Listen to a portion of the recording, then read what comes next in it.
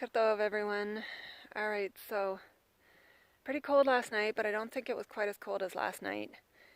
And now it's finally time to take my puffy jacket off, which I was able to do a couple minutes ago.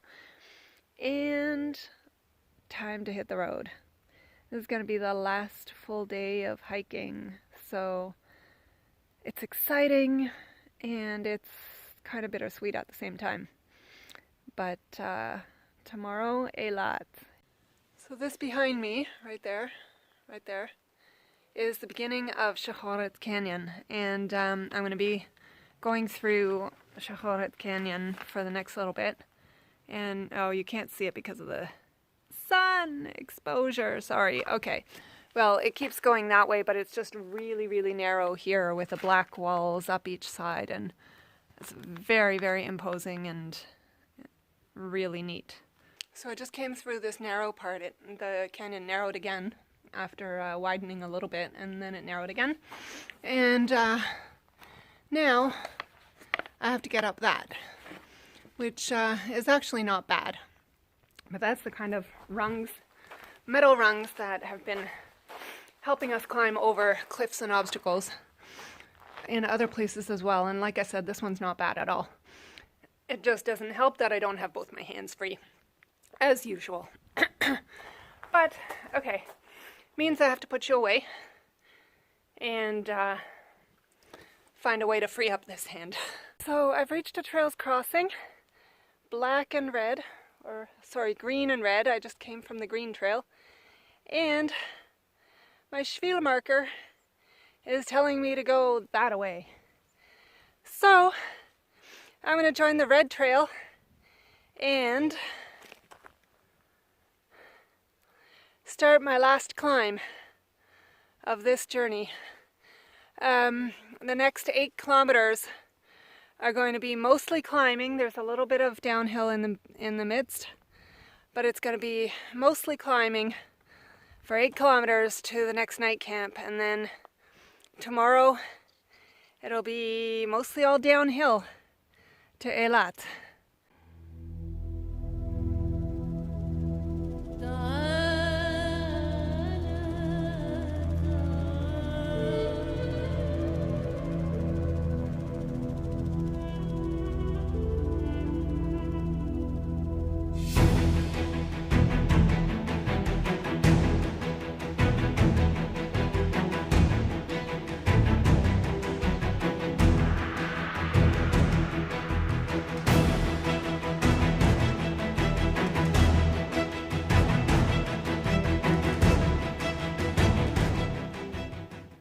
Yep, I came from down there, which is all washed out in the sun right now, and I'm not even probably halfway up the first climb, and then there's a little dip, and then there's a second climb, which is even longer. So, gotta keep going. Down there, where that plane is, that's where I've come from so far. And I'm not even done yet, and this is just the first climb. The second climb, after a little bit of a downhill, takes me even higher. And I suppose that's where the night camp is, somewhere up there. Not sure what I think about sleeping on top of a mountain, just hoping there's no wind. Climbing, climbing, climbing the ladder. Except there's no ladder. Just climbing. Alright. Oh, and by the way, it's not even 9 o'clock yet. Which is actually probably a good thing, considering I left camp around 7:15. And so about 2 hours to get me this far. That's not bad, actually, now that I think about it.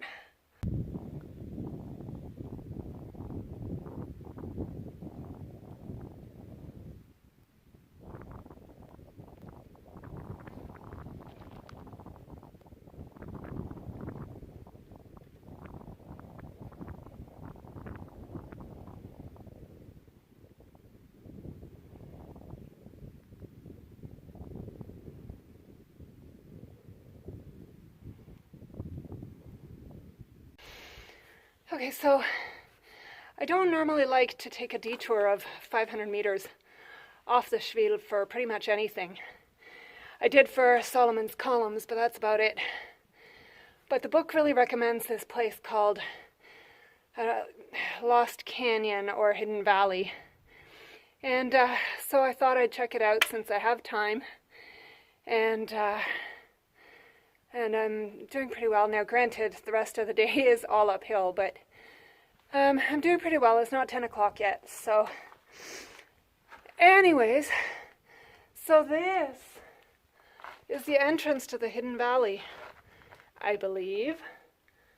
Lost Canyon. This is just incredible. And I don't know how far it goes or what's on the other side, what this Hidden Valley is, but I'm going to go find out.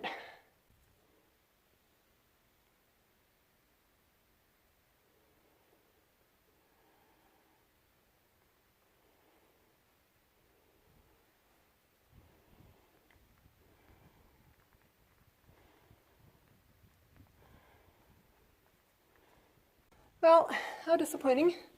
It ends in a tiny little dead end right after that last spot I said. So it's actually quite short, but this like end canyon here is unbelievable. So allow me a moment, I'm gonna flip you around. Let me see if I can do this while you're recording. Apparently not. So let me flip you around and show you what I found.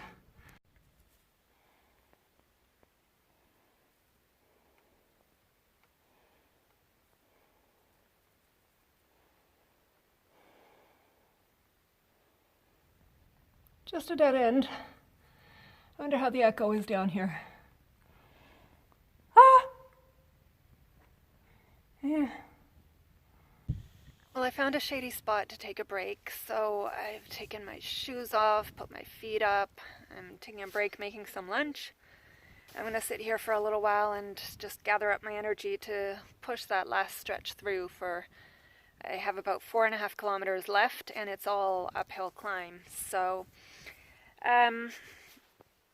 It's kind of funny what's happened the last couple of days, just really in the last, I don't know, 2 or 3 days. It's suddenly gone from shade is something that I seek and enjoy to shade is something that I need but makes me freeze. So it's very odd, like it just happened all of a sudden. So I am sitting in the shade because I can't sit in the sun at this time of day, but it is uncomfortably cool at this point. Another thing, my socks and my feet. I was going for the last number of days with my darn Tuffs because my second pair of Injinji shoes finally bit the dust and blew holes in the exact same spots as the original ones did. So these ones are the original weight new wool Injinji socks, and they've definitely lasted longer than the lightweight new wool socks, but they finally bit the dust as well. But as you can see, I'm wearing them again because I really was not liking the darn Tuffs. They were slippery and slidey in my shoes and sweaty, and my toes were not liking it. They were rubbing against each other. No blisters as of yet. Oh wait, maybe. Oh yeah. Oh yeah. Ow! Didn't even notice that was a blister. Okay. Time to pull out the first aid again. It's been a while. So, yeah, that is entirely from the darn Tuffs, not from the Injinji socks. But my toes are really loving the Injinji socks back on. But it's really unfortunate about how they wore those holes in them. And it's funny that they're both on the left foot and right under the left metatarsals, which is where I've had my worst problems with the Morton's neuroma. So I'm not sure what that means. Must mean that there's something weird going on with the mechanics of my feet. is what I would suspect of my foot, my left foot specifically, that the bones are kind of pushing through. The right foot is starting to wear thin too on that one, like the lightweight one was as well. But is both of them poked through on the left foot first and very decisively. So I don't know. Loving them generally speaking, but not loving that they're not even lasting me a 2-month hike.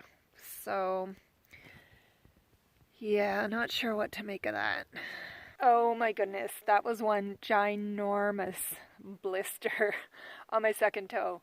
Yeah, you don't want to know all this, but and I it hurt, but not hardly anything compared to once I actually looked at it and how big the blister was. It was a little bit uncomfortable, somewhere between uncomfortable and hurt. And yeah, wow. Well, I popped it. I hope it's going to be okay. And I'm just contemplating whether or not I'll put a Band-Aid on it, but I'm just going to let it dry for a bit. And I have some polysporin and Band-Aids, so if I think I need to. But yeah, definitely not liking the darn Tuff socks. They were definitely to blame for this, I'm sure. So, oh well. And I should check my feet more often, apparently, as well, because I probably should have popped that earlier this morning or last night. But anyways, so there we go. I'm hungry, need to eat lunch. And my hiker buddy has just headed off to, there's apparently some kind of spring further up. Everybody always wants to go to the springs. And I've just discovered that most of the springs so far have been a disappointment. So, yeah, I'm just going to sit here, nurse my little wound, and finish my lunch, and then continue the hike. And I might stop at the spring for a minute for a little afternoon break. Well, it's about 12:30. I've been here almost an hour and a half. Still a little bit early to be moving on in terms of the sunshine, and would like to wait till about 1 o'clock, but I gotta move. I've done my first aid. I've had a bit of a lunch-ish kind of thing, and I think I need to get moving. So off we go. 4.5 more kilometers of climb to the night camp, and then that's it. One more day. One night in the night camp, and 15 kilometers of downhill, probably tough slogging tomorrow. And then it's it. Eilat, here we come. Continue climbing among boulders. The Red Book said, continue climbing among boulders. Those are boulders. And I've been climbing among boulders for about half a kilometer now. And I'm really looking forward to finding this spring. But, yep. Now that I'm closer, maybe you can see them. Definitely boulders. Yeah, see that? I can't even fit it into the same picture as me. Definitely boulders. Holy smokes, man.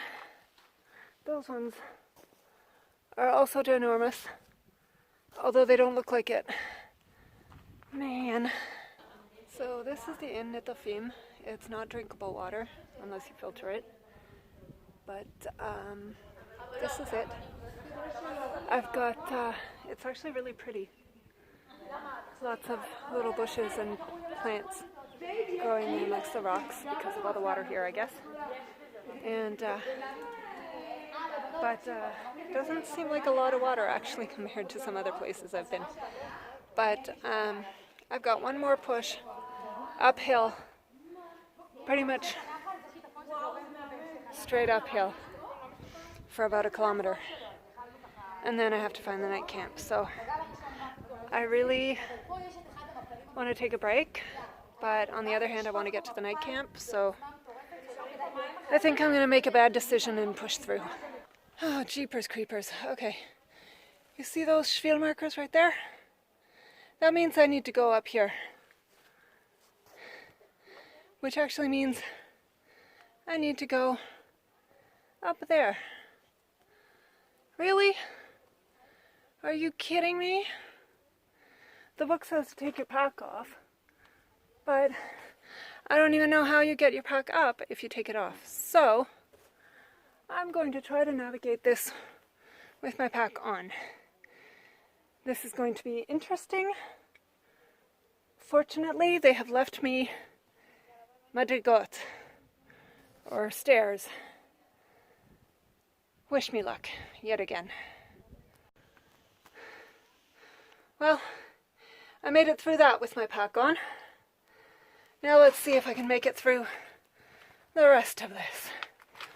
But I don't know, and no, I don't actually have to go that way. I have to go that way with the help of these metal rungs and ladders. So far I've made it. Hopefully I make it the rest of the way. I just don't know how many tears and punctures I have in my pack from coming up that first part. But we'll find out when we get to camp. There. I made it. Somehow I made it. My biggest problem was not my pack, but my pants sticking to my body and preventing me from moving. Having said that, I recommend taking your pack off, especially if you have an umbrella sticking out of it. So I'm standing here on the side of the road consulting my app and my maps and my directions and red book and everything, trying to figure out where this night camp is that I'm supposed to stay at. And I think I finally figured out that it's further. But in the meantime, the strangest thing is there's a weird castle over there. What is the castle? And then I noticed there seems to be another one. Don't know what those are. But I really hope I find this night camp because I'm tired. It's going to be my last night. Right now, I'm not happy. My feet hurt. I want to be happy. I want this to be a good last night and make the last push down to Eilat tomorrow. So I better find this night camp real soon. Oh yeah, did I tell you? My app says I already passed it. My map says it's way over there. And the red book directions say that at kilometer 20.8, I'm to look for the night camp, which is at kilometer 20.6. So, I just have no words. I finally found the night camp. And none too soon. Thanks to actually a guy on a bike, I think probably a German guy, or a Dutch guy, on a bike who was passing by and asked me if I was having problems or something. And I told him my app and my directions and my maps don't align and I'm trying to find a night camp, and he happened to know that there was one up here, so made me feel a whole lot better about continuing on. So, oh, and there's even compost toilets. I hope they're clean. And there's supposed to be a water tank. So, oh, I see it. Yay! Oh, last night in a night camp. This has been good. Hard, but I don't regret a single moment. And I don't know if you can see them, but there's even, I think they're right there, there's even a family of ibex at our night camp. Well, I found the night camp. The family of ibex has disappeared. I've taken care of myself a little bit. I feel much better. Now I'm really hungry. And the sun has already gone behind the mountain behind me. And so this is it. It's the last night out in the wild, and I'm already thinking of how to... Yes, I'm cold. Can you tell?